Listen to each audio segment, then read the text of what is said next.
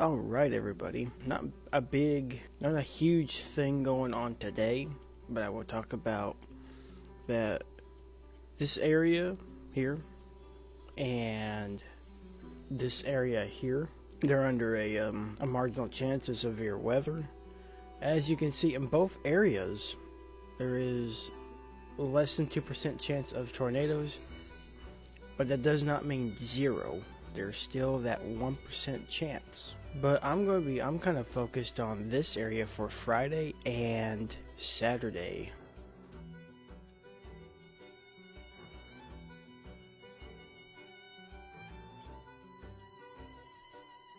Big ball of tornado juice. Yeah, be prepared for Friday and Saturday. Stay safe, and I'll see you guys in the next